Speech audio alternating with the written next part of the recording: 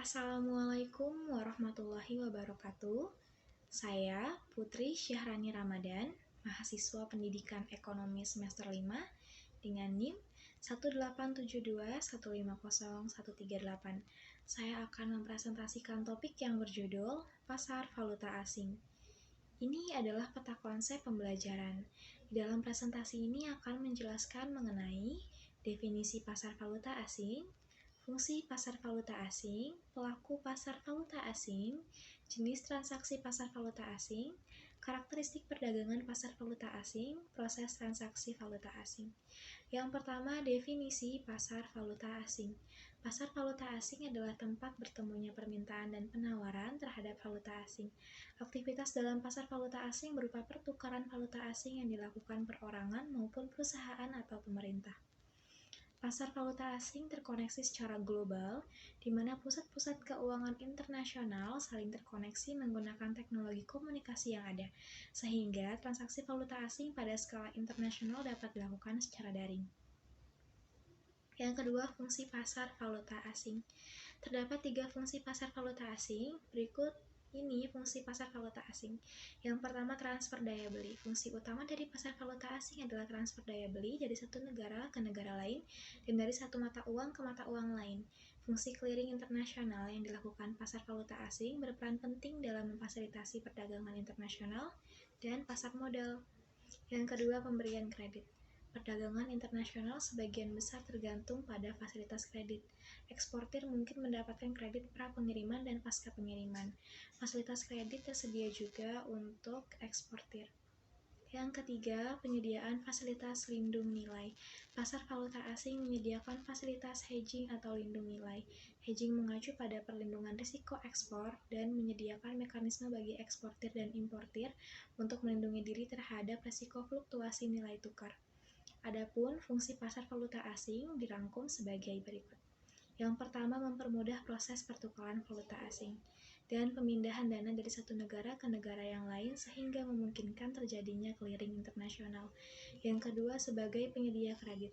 Pasar valuta asing mempermudah pelaksanaan perjanjian atau kontrak jual beli dengan sistem kredit. Yang ketiga, membatasi risiko. Pasar valuta asing memberikan kemungkinan hedging, yaitu membatasi risiko terhadap kemungkinan perubahan harga. Yang keempat, spekulasi, yaitu dalam pasar valuta asing, seseorang dapat melakukan spekulasi, menerima dan mencari risiko untuk mendapatkan keuntungan. Pembahasan yang ketiga mengenai pelaku-pelaku dalam pasar valuta asing. Pelaku pasar valuta asing terdiri atas yang pertama, penerbit instrumen pasar valuta asing. Entitas yang memiliki peran penting dalam menciptakan likuiditas di pasar falas. Mereka menerbitkan surat berharga jangka pendek yang nantinya diperdagangkan di pasar. Surat berharga ini bisa berupa sertifikat deposit, promissory notes, atau instrumen keuangan lainnya yang memiliki jangka waktu pendek. Yang kedua, lembaga pendukung pasar valuta asing dan pasar uang. Lembaga pendukung berperan dalam kelancaran operasional, menyediakan infrastruktur, teknologi, dan layanan yang memungkinkan transaksi falas berlangsung dengan efisien dan aman. Contoh lembaga pendukung ini adalah bursa falas, sistem clearing, dan penyedia data pasar. Yang ketiga, profesi penunjang sektor keuangan yang bergerak di pasar valuta asing. Individu atau organisasi yang memberikan layanan khusus yang mendukung operasional pasar falas. Mereka bisa berupa konsultan, analisis, auditor, atau penyedia layanan teknologi informasi. Dengan keahlian dan spesialisasi mereka, profesi penunjang ini membantu pelaku pasar falas dalam membuat keputusan yang tepat dan meminimalkan risiko. Keempat, profesi pelaku usaha yang bergerak di pasar falas atau valuta asing. Entitas korporasi yang beroperasi di pasar falas. Mereka bisa berupa bank, perusahaan pialang, atau institusi keuangan lainnya. Dengan sumber daya dan kapital yang besar, pelaku usaha ini seringkali menjadi aktor dominan di pasar falas, mempengaruhi arah pergerakan harga mata uang. Bank misalnya, melakukan transaksi falas untuk kepentingan mereka sendiri atau atas nama klien mereka. Sementara itu, perusahaan pialang menyediakan platform trading bagi individu atau institusi lain untuk melakukan transaksi falas. Mereka juga bisa memberikan layanan konsultasi, analisis pasar, dan alat trading canggih untuk membantu klien mereka dalam membuat keputusan investasi. Yang kelima, pihak lainnya terkait. Dengan kegiatan dan transaksi di pasar valuta asing, pihak lain terkait adalah entitas atau individu yang memiliki interaksi dengan pasar falas. Meskipun mereka memungkinkan tidak secara langsung terlibat dalam jual beli mata uang, ini bisa mencakup regulator, asosiasi industri, media, dan peneliti. Mereka mempengaruhi pasar falas dengan cara mereka sendiri, baik melalui kebijakan publikasi atau penelitian. Regulator misalnya memiliki peran penting dalam meletakkan aturan dan regulasi yang memastikan integritas dan stabilitas pasar falas. Sementara itu, media dan peneliti dapat mempengaruhi persepsi publik tentang pasar falas dan kondisi ekonomi global yang pada gilirannya dapat mempengaruhi perilaku pelaku pasar. Pemain pasar valuta asing ada bank, dunia usaha, bank sentral, perusahaan manajemen investasi, hedge funds, dan pialang valuta asing. Pihak-pihak yang terlibat dalam pasar valuta asing biasanya terdiri dari bank umum, bank sentral, para dealer valuta asing, dan para agen retail valuta asing, termasuk perusahaan-perusahaan jasa penukaran mata uang atau valuta asing. Para pihak melayani penjualan dan pembelian valuta asing. Yang keempat, mengenai jenis-jenis transaksi pasar valuta asing. Terdapat 4 jenis pasar valuta asing sebagaimana yang dijelaskan dalam buku Manajemen Valuta Asing Dasar Keputusan Keuangan Perusahaan Multinasional. 4 jenis pasar valuta asing dijelaskan sebagai berikut ini. Yang pertama ada pasar spot.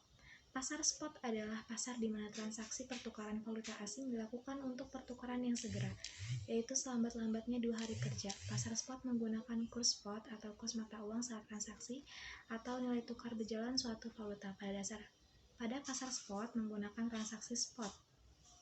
Yang kedua, ada pasar forward. Pasar forward adalah pasar berjangka yang mana transaksi jual beli valuta asing dilakukan untuk penyerahan di masa yang akan datang atau penyerahan di luar area spot, dan kurs yang digunakan adalah kurs forward.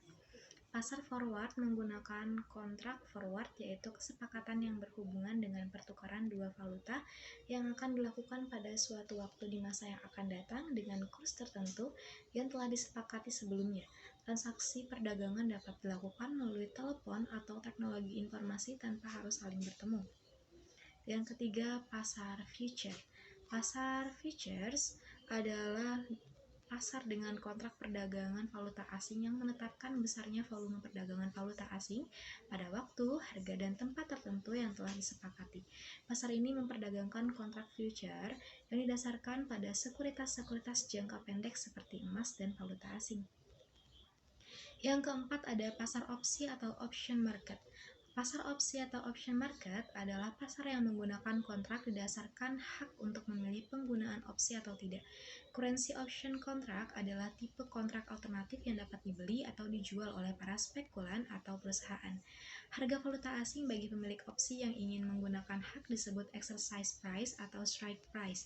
Opsi dapat dibeli atau dijual melalui pialang dengan membayar komisi atau premi untuk satu opsi mata uang. Pialang mensyaratkan adanya margin sepanjang periode kontrak. Yang kelima, mengenai karakteristik perdagangan pasar valuta asing. Pasar valuta asing memiliki karakteristik dengan volume transaksi terbesar di dunia, dengan memiliki karakter borderless. Artinya, transaksi dilakukan global tanpa batas waktu dan wilayah. Transaksi ini dapat dilakukan antar bank dan pedagang valuta asing atau PVA. Yang pertama, diperdagangkan 24 jam sehari. Pasar valuta asing dioperasikan selama 24 jam sehari di berbagai belahan dunia. Oleh sebab itu dapat diperdagangkan selama 24 jam karena zona waktu internasional yang berbeda-beda antar negara. Yang kedua, likuiditasnya tinggi karena transaksi valuta asing cepat dibeli dan dijual. Likuiditasnya tinggi, sejumlah besar dana dapat dikonversi dengan cepat dalam waktu yang singkat. Yang ketiga, biaya transaksi yang relatif rendah. Bagian yang paling penting dalam biaya transaksi valuta asing adalah perbedaan harga antara harga penawaran dan harga permintaan yang dapat diperoleh broker selama transaksi. Perbedaan harga valuta asing ini diukur dengan pip. Sebagian besar pasangan mata uang diberi harga hingga 4 angka di belakang koma. Misalnya, jika harga penawarannya adalah 1,2843 dan harga permintaannya adalah 1,2848, maka perbedaan harganya adalah 5 pip. Yang keempat, kenaikan dan penurunan harga sama-sama memiliki potensi keuntungan karena tidak ada batasan terhadap perdagangan berarah. Dalam pasar valuta asing, jika kamu merasa bahwa suatu mata uang akan terapresiasi, kamu dapat membeli lebih banyak. Di sisi lain, jika kamu merasa bahwa nilainya akan terdepresiasi, kamu dapat segera menjualnya. Perdagangan valuta asing global dibagi menjadi 3 segmen pasar utama, yaitu zona Asia-Australia, dengan waktu mulai dari 7 sampai 14 WIB, kemudian ada zona Eropa dengan waktu mulai 13 sampai 23 WIB, dan zona Amerika Utara yang terdiri dari New York, Montreal, Toronto, Chicago, dan San Francisco, Los Angeles dengan waktu mulai 19.30 sampai 4 WIB. Pembahasan yang keenam mengenai proses transaksi valuta asing. Transaksi valuta asing adalah proses menukar satu mata uang dengan mata uang lainnya. Penukaran, persediaan, dan permintaan tersebut menciptakan peluang untuk investasi dan keuntungan, tetapi juga disertai dengan risiko. Di bursa falas atau valuta asing ini, orang dapat membeli ataupun menjual mata uang yang diperdagangkan. Secara objektif adalah untuk mendapatkan profit atau keuntungan dari posisi transaksi yang dilakukannya. Di bursa falas dikenal istilah lot dan pip. Satu lot nilainya adalah $100.000 dan satu pip nilainya adalah $10. Sedangkan nilai dolar di bursa falas berbeda dengan nilai dolar yang kita kenal di bank-bank. Nilai dolar di bursa falas sangat bervariasi, yaitu dari 6.000 atau 8.000 dan 10.000 rupiah. Transaksi di valuta asing dapat dilakukan dengan cara dua arah. Dalam mengambil keuntungannya, seorang dapat membeli dahulu atau open buy, lalu ditutup dengan menjual atau sell, ataupun sebaliknya, melakukan penjualan dahulu lalu tutup dengan membeli. Kegiatan yang membutuhkan transaksi falas, yaitu proses transaksi falas dibutuhkan ketika yang pertama saat kita keluar negeri atau berada di luar negeri. Saat keluar negeri, transaksi falas digunakan untuk dapat menggunakan mata uang lokal. Yang kedua, investasi. Transaksi falas dapat digunakan untuk investasi. Yang ketiga, ekspor-impor. Kegiatan ekspor dan impor menggunakan transaksi falas sebagai pelindung nilai. Yang keempat, pialang valuta asing, yaitu perusahaan yang didirikan khusus untuk melakukan kegiatan jasa perantara bagi kepentingan nasabahnya di bidang pasar uang atau falas dengan memperoleh imbalan atas jasanya. Pialang dalam transaksi falas dapat menjadi sumber keuntungan. Terima kasih. Sekian presentasi dari saya. Kurang lebihnya mohon dimaafkan. Semoga bermanfaat. Wassalamualaikum warahmatullahi wabarakatuh.